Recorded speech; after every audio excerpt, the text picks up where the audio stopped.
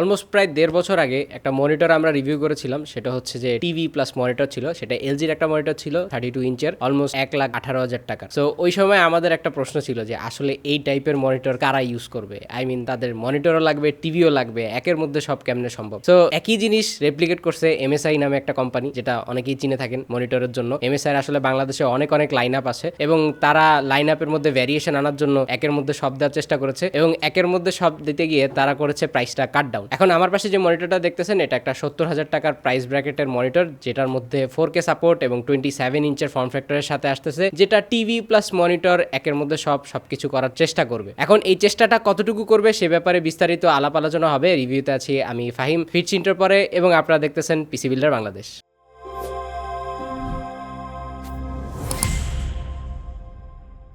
প্রথমে unboxing typical যেই মনিটরের বক্সগুলো হয়ে থাকে গেরুয়া কালার বা খাকি কালারের, ওই ধরনের বক্সে আসছে এবং এই কার্ডবোর্ড বক্সে আনবক্সিং করলে আমরা পাচ্ছি কেবল ক্লিপ, একটা টাইপ সি কেবল, একটা এইচডিএমআই কেবল, একটা টিভি রিমোট, যেহেতু এটা একটা মনিটর প্লাস টিভি সো একটা রিমোট থাকছে তার জন্য, 4টা ভেসা মাউন্ট স্ক্রুজ থাকছে, বেসিক ইনস্ট্রাকশন গাইড থাকতেছে, এর সাথে থাকতেছে পাওয়ার কেবল, মেটাল বেস প্লেট এবং মনিটর আর্ম যেটা কিনা মেটালের। মনিটরটার ফুল বডি হোয়াইট ম্যাটেরিয়ালের সাথে আসে এবং অ্যাক্সেসরিজ গুলো হোয়াইট কালারের, শুধু পাওয়ার কেবলটাই ব্ল্যাক কালারের দেওয়া হয়েছে।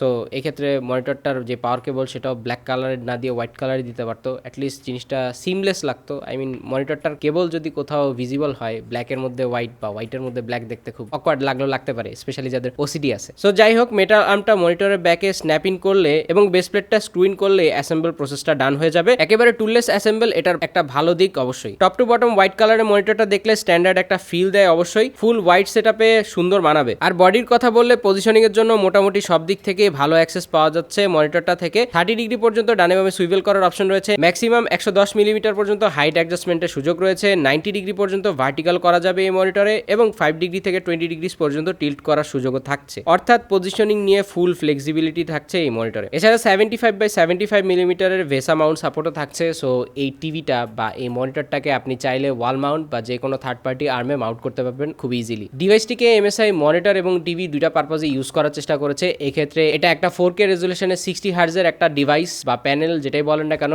সো টিভি সাপোর্টের কথাবার্তা যদি বলতে হয়, এটাতে গুগলের যেই অ্যান্ড্রয়েড ওএস সেটা ইনস্টল করে দেওয়া হয়েছে। অ্যান্ড্রয়েড ভার্সন হচ্ছে 11। সো যদিও অ্যান্ড্রয়েড ভার্সন 11 বলতে গেলে একটু ব্যাকডেটেড, বাট এটাতে অ্যান্ড্রয়েড 11 দেওয়া রয়েছে এবং এর সাথে নেটফ্লিক্স বা অ্যামাজন প্রাইমের মতো অন্যান্য যেই সাবস্ক্রিপশন টাইপের ব্যাপার স্যাপার রয়েছে, ওটিটি প্ল্যাটফর্ম বলেন, সেগুলা ইনস্টল করে দেওয়া হয়েছে বা বিল্ট ইন হিসাবে আসে। তবে এক্ষেত্রে অবশ্যই আপনাকে সাবস্ক্রিপশন কিনে নিতে হবে। এক্ষেত্রে এই মনিটরটার সাথে কোনো রকম ফ্রি সাবস্ক্রিপশন বা 1 ইয়ারের সাবস্ক্রিপশন বা গিফট টাইপের কিছু আসতেছে না ফর নাও। এর বাইরে একটু আগে বলছিলাম এটা একটা 60 হার্জের প্যানেল। সো 60 হার্জ মানেই বুঝতে পারতেছেন যে এটা কোনো গেমিং প্যানেল না, এটা টিপিক্যাল ডে টু ডে টাইপের কাজে ইউজ করার জন্য এটাকে বানানো হয়েছে এবং এটার যে রেসপন্স টাইম এমএসআই দাবি করতেছে, এটার রেসপন্স টাইম হচ্ছে 4 মিলি সেকেন্ড। সো এটার রেসপন্স টাইম আসলে কত সেটা আমরা টেস্টিং পর্যায়ে গিয়ে বলবো। যেহেতু এমএসআই দাবি করতেছে 4 মিলি সেকেন্ড, কিন্তু এটা একটা 60 হার্জেরই প্যানেল। সো 60 হার্জ মানেই হচ্ছে যে ক্যাজুয়াল গেম টেম হয়তো বা টুকটাক খেলতে পারবেন, অথবা আপনি যদি কনসোল কানেক্ট করেন সে কনসোল গেমগুলো ইজিলি খেলতে পারবেন, তবে it's not for competitive gaming at all. 70,000 টাকার মনিটর যেহেতু, সো অবশ্যই এটাতে আইপিএস প্যানেল ইউজ করা হয়েছে। যদি প্রাইসটা যদি আরেকটু বেশি হতো তাহলে হয়তো এটাতে আমরা ওলেড দেখতে পাইতাম,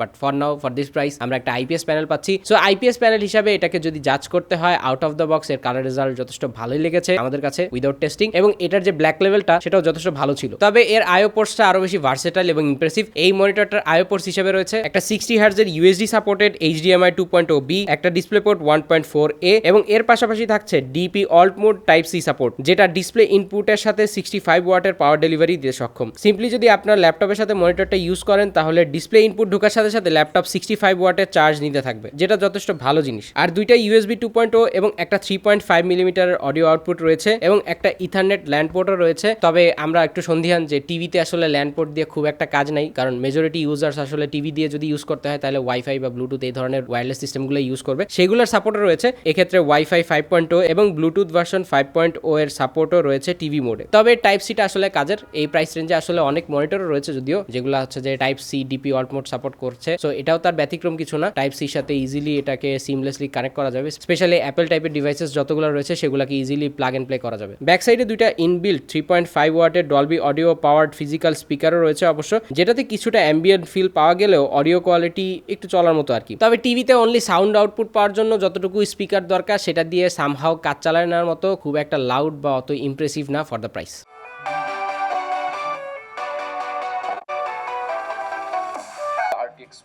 6000 ব্ল্যাকওয়েল জিপিইউ ইন বাংলাদেশ। বলতে পারেন বাংলাদেশে এর থেকে এক্সপেন্সিভ এবং এর থেকে পাওয়ারফুল আর কোনো গ্রাফিক্স কার্ড নাই। যেহেতু টিভিতে গুগলের ইকোসিস্টেম দেওয়া রয়েছে, সো ইজিলি যে কোনো গুগল ডিভাইসের সাথে বা অ্যান্ড্রয়েডের সাথে এটা ইজিলি ক্যাস্ট করতে পারবেন। লাইক আমি একটু আগে ফোন নিয়ে টিভির পাশে বসছিলাম, ইউটিউবটা স্ট্রিম করার জন্য ইজিলি একটা নোটিফিকেশন চলে আসছে। তো এই ধরনের যত রকম অ্যান্ড্রয়েডের ইকোসিস্টেমের মধ্যে যদি আপনি থাকেন, তাহলে এটার সাথে ইজিলি বা এটার যে টিভি ওএস আছে সেটার সাথে ইজিলি সিমলেসলি কাজ করতে পারবে বা ক্যাস্টিং করতে পারবে বা স্ট্রেট ফরওয়ার্ড এটার সাথে কানেক্টেড থাকতে পারবে আর কি। সেই ফিচারটা তো গুগলেরই, এখানে এমএসআই এর আসলে কোনো ক্রেডিট নেই, to be very honest. So এই মনিটরটা যখন আমরা যে কোনো ডিভাইসের সাথে কানেক্ট করি, প্রথমেই সেটা বাই ডিফল্ট হচ্ছে টিভি মোডে চলে যায়, তারপর এটাকে দেখা যাচ্ছে সুইচ করে আমাদের মনিটর মোডে নিতে হয়, তারপর যেই রকম মনিটর বা পিসি চালানোর মতো যত রকম অ্যাক্টিভিটি সেগুলো করা লাগে। আমরা আগে বলেছি মনিটরটা টিভি ওএস হিসেবে গুগলের ওএস দেওয়া রয়েছে এবং এর অ্যান্ড্রয়েড যে ভার্সনটা সেটা হচ্ছে 11। তবে এই টিভির মধ্যে হার্ডওয়্যার হিসেবে কোন চিপসেট বা কোন ধরনের র্যাম ইউজ করা হয়েছে সেই ব্যাপারে এমএসআই কোনো অফিসিয়াল তথ্য আমাদের দিতে পারেনি বা তাদের অফিসিয়াল ওয়েবসাইটেও এ ব্যাপারে কোনো তথ্য নেই। তবে ডিভাইসটিতে ইনবিল্ট মেমোরি হিসেবে দেওয়া রয়েছে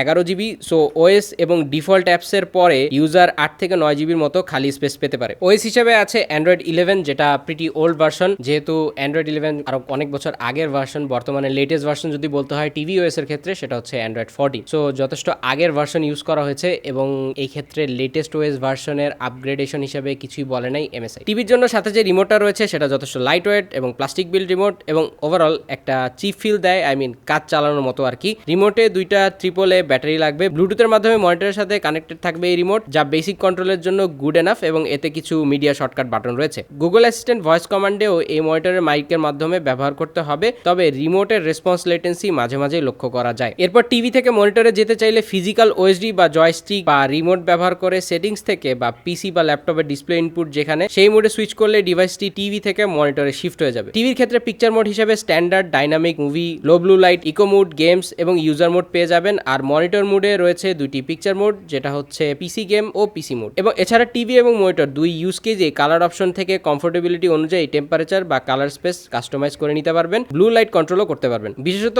এই রিমোটটার জন্য সেটিংস কন্ট্রোল এবং ওএসডি কন্ট্রোলটা অনেকটা ইজি হয়ে গিয়েছে, পশ্চাতে আর গুতাগুতি করা লাগছে না মনিটরের। মোটামুটি এগুলোই ছিল বেসিক স্পেক্স আর ফিচার। তবে এটার প্র্যাকটিক্যালিটি বোঝানোর আগে আমাদের কিছু টেস্ট করতে হবে এবং যেহেতু আগে বলেছি এটা একটা 4K রেজুলেশনের 27 ইঞ্চের মনিটর, সো যথেষ্ট শার্প দেখাবে 4K রেজুলেশন থাকার জন্য। বাট কালারটা আসলে কি দেখাবে সেটা আমরা টেস্ট রেজাল্টেই বলতে পারবো। তবে টিভি মোডে কালার জাজ করার থেকে আমরা এটাকে পিসি মোডে নিয়ে গিয়ে এটার কালার জাজ করব এবং কালার জাজ করার জন্য আমরা ইউজ করেছি ডিসপ্লে HDR C6 5000 এবং আমাদের সফটওয়্যার ছিল ক্যালম্যান আলটিমেট। মনিটরটা sRGB মোডে ক্যালম্যান কালার গ্যামুট টেস্টিং এর রেজাল্ট ছিল Adobe RGB 73.2%, sRGB তে ছিল 96.6%, DCI-P3 তে ছিল 73.5% এবং NTSC তে ছিল 69.1%। কালার চেকিং এ ম্যাক্সিমাম ডেল্টা ই আমরা পেয়েছিলাম sRGB তে 5.81 এবং DCI-P3 তে আমরা পেয়েছি 5.73। স্যাচুরেশন সুইপে ম্যাক্সিমাম ডেল্টা ই ভ্যালু ছিল 4.39 এবং পিক ব্রাইটনেস আমরা পেয়েছি মনিটরটা থেকে 427 নিটস। যেহেতু এটার অন্যান্য কালার মোডও রয়েছে, অন্যান্য কালার মোড বলতে স্পেশালি Adobe RGB এবং DCI-P3ও রয়েছে sRGB এর বাইরে। Adobe RGB আমরা পেয়েছি 88.4%, sRGB পেয়েছি 93.4%, DCI-P3 পেয়েছি 82.5% এবং NTSC তে পেয়েছি 85%। এক্ষেত্রে Adobe RGB মোডে যে Adobe RGB যে রেজাল্ট আসে সেটা একটু বুস্টেড হয়, টিপিক্যাল sRGB থেকে যেই Adobe RGB রেশিওটা সেটা একটু বুস্টেড হয়। আই মিন টিপিক্যাল sRGB তে Adobe RGB রেশিওটা থাকা দরকার ছিল 72%, বাট Adobe RGB মোডে নিয়ে গেলে Adobe RGB যে ভ্যালুটা আসে সেটা হচ্ছে 88%। তবে এক্ষেত্রে Adobe RGB মোডে যখন 88% পাচ্ছেন Adobe RGB মোডে, সেই ক্ষেত্রে sRGB কমে চলে আসছে 93%। সো কালারগুলো হয়তো বা Adobe RGB তে একটু ডিফারেন্ট ওয়েতে ফিল হইতে পারে sRGB এর তুলনায়। এক্ষেত্রে Adobe RGB মোডের ম্যাক্সিমাম ডেল্টা ই ভ্যালু ছিল 7.93 এবং DCI-P3 তে ছিল 5.27। স্যাচুরেশন সুইপে আমরা ম্যাক্সিমাম ডেল্টা ই ভ্যালু পেয়েছি 8.51। সো এক্ষেত্রে যথেষ্ট স্যাচুরেটেড একটা কালার পাচ্ছি এবং আমরা Adobe RGB তে পিক ব্রাইটনেস পেয়েছি 425 নিটস। এছাড়া এর বাইরে DCI-P3 মোডেও এই মনিটরটা আমরা টেস্ট করেছি, সেই ক্ষেত্রে আমাদের রেজাল্ট ছিল Adobe RGB তে 93.3%, যেটা বলতে গেলে Adobe RGB মোডের সমানই। sRGB তে পেয়েছি 99.7%। DCI-P3 মোডে আসলে টিপিক্যাল যে sRGB ভ্যালুটা সেটা অনেকটাই বুস্ট করে ইভেন sRGB মোডের তুলনায়, এবং DCI-P3 তে পেয়েছি 92.1% এবং সবশেষে NTSC তে পেয়েছি 89.7%। কালার চেকিং এ ম্যাক্সিমাম ডেল্টা ই ছিল sRGB তে 7.77 এবং DCI-P3 তে ছিল 3.87 এবং স্যাচুরেশন সুইপে আমরা ডেল্টা ই ভ্যালু ছিল 4.96 এবং পিক ব্রাইটনেস আমরা পেয়েছি 427 নিটস। সো এই মনিটরটা টিপিক্যাল ব্রাইটনেস দাবি করা হচ্ছে MSI থেকে 300 নিটসের মতো, তবে এতে HDR-ও দাবি করা হচ্ছে এবং এই HDR দাবি করার জন্য হয়তোবা 125 নিটস বেশি পাচ্ছি। আই মিন এর যে টিপিক্যাল ব্রাইটনেস সেটা হচ্ছে যে 425 নিটস থেকে 427 নিটসের আশেপাশে ঘোরাফেরা করে, এটার HDR থাকা না থাকা একেবারেই সেম কথা। ব্রাইটনেস নিয়ে কথাবার্তা যদি একটু সাইডে রাখি, তাহলে এতক্ষণ কিন্তু আমরা কালার নিয়ে জাজ করছিলাম, এবং কালার নিয়ে জাজ করতে গেলে যদি ওভারঅল ভার্ডিক্ট বলতে হয়, এই মনিটরের যে কালারটা সেটা একটু বুস্টেড ফিল হবে, যেটা টিভি কন্টেন্ট এনজয় করার জন্য গুড এনাফ। তবে প্রোডাক্টিভিটি কাজ, আপনি ফটো বা ভিডিও এডিটিং এর জন্য যদি এই ধরনের মনিটর বা এই ধরনের টিভি ডিসাইড করে থাকেন, সেটা থেকে আপনাকে হয়তো বা সরে আসতে হবে, কারণ এই মনিটরটা একটা বুস্টেড টাইপের কালার দিয়ে থাকে। ইভেন দো এই মনিটরে ডেডিকেটেড অ্যাডোবি আরজিবি বা DCI-P3 এর মতো মোডগুলো দেওয়া আছে, সেই সকল মোডেও কিন্তু একটা বুস্টেড টাইপের কালার আমরা পাচ্ছি, যেটা স্যাচুরেশন সুইপ বা ডেল্টা ই দিয়ে আমরা অলরেডি বোঝানোর চেষ্টা করেছি। সো কালার নিয়ে যদি কনক্লুশন টানতে হয়, তাহলে এটা প্রোডাক্টিভিটি বেস ফটো বা ভিডিও এডিটিং এর জন্য তেমন একটা ফিট ইন হয় না। তবে কন্টেন্ট এনজয় করার জন্য যেহেতু বুস্টেড কালার বা আই প্লিজিং টাইপের কালার দরকার হয়, সেই সকল কাজের জন্য এটা গুড এনাফ বলাই চলে। এর বাইরে অফিস ওয়ার্ক এই মনিটরে করা যাবে, স্পেশালি টিপিক্যাল যে এমপ্লয়িরা এই ধরনের মনিটরে হয়তো বা কাজ করবে না, এই মনিটরটা হয়তো বা চৌধুরী সাহেব বা সিইও টাইপের লোকদের জন্য, তাদের জন্য এই ধরনের মনিটর বা টিভি একটা বেটার পারপাস সার্ভ করলেও করতে পারে। তবে এর বাইরে মনিটরটা একটা 60 হার্জের প্যানেল, বাট 60 হার্জের প্যানেলে যে একেবারে গেমিং করা যাবে না তা না, টুকটাক গেমিং তো করা যাবে। এবং এই গেমিংটা করার জন্য মনিটরটার যে রেসপন্স টাইম MSI থেকে দাবি করা হচ্ছে 4 মিলি সেকেন্ড, এবং এই 4 মিলি সেকেন্ড আসলে যুক্তিযুক্ত কিনা সেটা আমরা টেস্ট করি OSRTT ডিভাইস দিয়ে। বলতে গেলে এটাই আমাদের প্রথম মনিটর যেটা লেটেন্সি ডিভাইস টুল দিয়ে আমরা প্রথম টেস্ট করতেছি, এবং এই মনিটরটা যখন আমরা লেটেন্সি টেস্টার ডিভাইস দিয়ে টেস্ট করে থাকি, এটা রেসপন্স টাইম আমরা এই মনিটরটার একদম লোয়েস্ট রেসপন্স টাইম পেয়েছি 5 মিলি সেকেন্ড, এবং সর্বোচ্চ রেসপন্স টাইম পেয়েছি 17 মিলি সেকেন্ড। এবং এই মনিটরটা যেহেতু একটা 60 হার্জের মনিটর, এই মনিটরটা যে রিফ্রেশ উইন্ডো ছিল সেটা ছিল 16.67 মিলি সেকেন্ডের মতো, হুইচ ইজ অ্যাভারেজ এনাফ, বা এটাই হওয়া উচিত ছিল 60 হার্জের হিসাবে। এবং এটার যে রেসপন্স টাইম বা রেসপন্স সাইকেলের কথা যেটা বলতেছিলাম, যে 5 থেকে 17 মিলি সেকেন্ড, এটা আসলে পিকচার বা কালার বা লাইটিং কন্ডিশনের উপরে ভেদাভেদ করে থাকে বা এর ভ্যারিয়েশন হয়ে থাকে। তো এটা যদি গেমিং মনিটর হতো, হয়তো বা আরো কম লেটেন্সি বা কম রেসপন্স টাইম আমরা পেতাম। যেহেতু 60 হার্জ, সো এটাই এর হিসাবে বলতে গেলে অ্যাভারেজ এনাফ টাইপের একটা রেজাল্ট দিচ্ছে। তো যাই হোক, এবার কনক্লুশনে আসা যাক।